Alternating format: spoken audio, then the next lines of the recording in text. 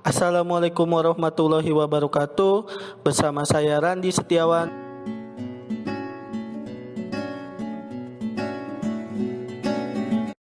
Pada materi kali ini saya akan membahas tentang kalor. Pernahkah Anda memasak air dengan menggunakan kompor listrik?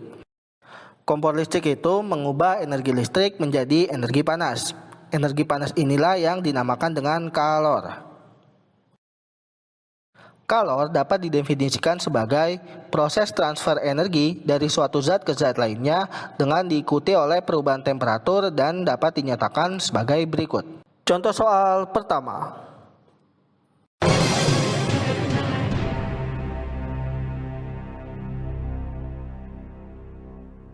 Baik, pada soal ini diketahui massa benda 200 gram, kemudian kita ubah menjadi kilogram dengan cara dibagi 1000 menjadi 0,2 kg, kemudian C kalor jenis 500 Joule per kilogram derajat Celcius, dan delta T perubahan suhu yaitu suhu akhir dikurang suhu awal 100 dikurang 20 dan hasilnya 80 derajat Celcius. Yang ditanyakan adalah Q kalor, maka diperoleh persamaan Q sama dengan MC delta T, di mana M-nya 0,2, C-nya 500 dan delta T-nya adalah 80. Setelah dikalikan semua, hasilnya adalah 8000 Joule. Berikutnya, contoh soal kedua.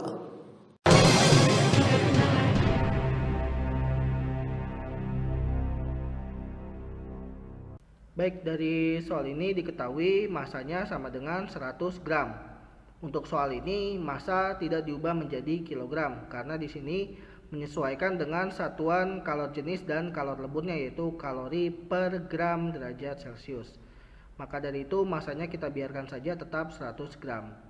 Kalor jenis S adalah 0,5, kalor jenis air 1 dan kalor lebur S adalah 80. Yang ditanyakan adalah kalor total yang dibutuhkan dari semua proses tersebut. Oke, di sini ada 3 proses. Proses yang pertama yaitu proses kenaikan suhu pada S minus 20 derajat Celcius sampai 0 derajat Celcius. Yaitu kita namakan saja Q1 yaitu MC delta T. C-nya kita gunakan C yang S. 100 kali 0,5 dikali 0 dikurang minus 20. Min dikali min plus jadi sama aja dengan 0 ditambah 20.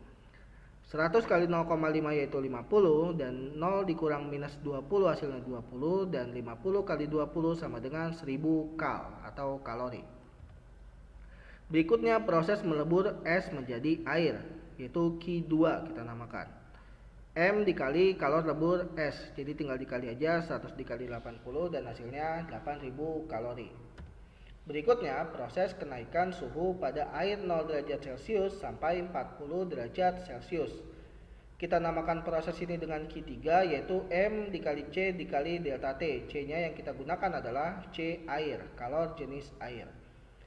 100 dikali dengan 1 dikali dengan 40 kurang 0. 100 dikali 40 dan hasilnya adalah 4000 kalori. Jadi kalor yang dibutuhkan untuk semua proses kita jumlahkan semuanya dari Q1 ditambah Q2 ditambah Q3. 1000 ditambah 8000 ditambah 4000 dan hasilnya adalah 13.000 kalori. Kali ini saya akan membahas tentang asas black.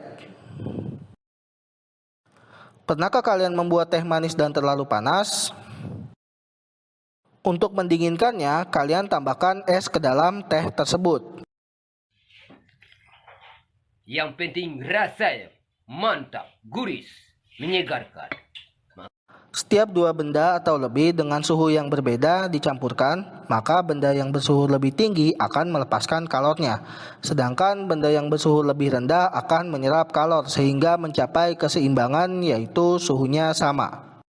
Kalor yang dilepaskan sama dengan kalor yang diserap, sehingga berlaku hukum kekekalan energi dan dapat dituliskan sebagai berikut. Berikutnya, contoh soal ketiga.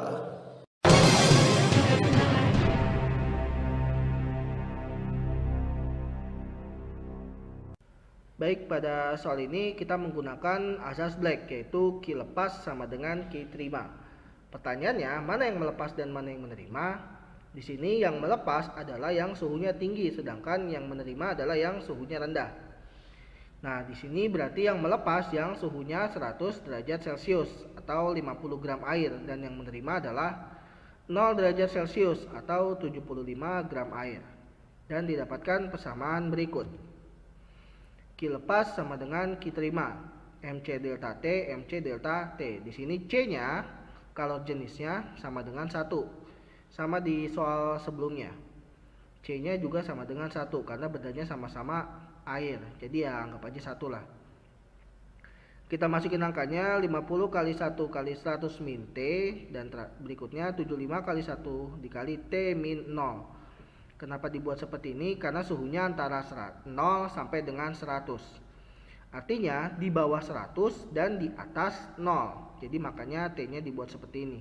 Min T, T min 0. Berikutnya 50 kali 100 min T sama dengan 75 dikali T min 0. 50 kali 100 5000, 50 kali min T hasilnya min 50 T. 75 dikali T hasilnya 75 T. 75 dikali 0 hasilnya 0. Jadi kita nggak usah tulis lagi angkanya. 50 nya pindah ruas, jadi 75 T tambah 50 T sama dengan 5000. Berikutnya 5000 sama dengan 125 T, dan T nya 5000 dibagi dengan 125, hasilnya adalah, dan hasil dari suhu campuran ini adalah 40 derajat Celcius.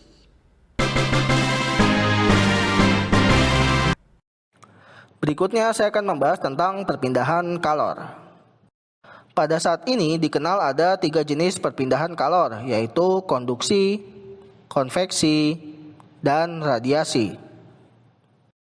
Konduksi yaitu perpindahan kalor dari tempat yang suhunya tinggi menuju tempat yang bersuhu rendah dan tanpa disertai perpindahan zat perantara. Misalnya ujung batang logam yang dipanaskan dengan api. Ternyata ujung logam yang kita pegang akhirnya menjadi panas. Konveksi adalah perpindahan zat kalor yang disertai dengan terjadinya perpindahan zat perantara. Misalnya proses terjadinya angin darat dan angin laut. Radiasi yaitu terjadinya perpindahan kalor tanpa melalui zat perantara. Misalnya perpindahan kalor sinar matahari yang sampai ke bumi.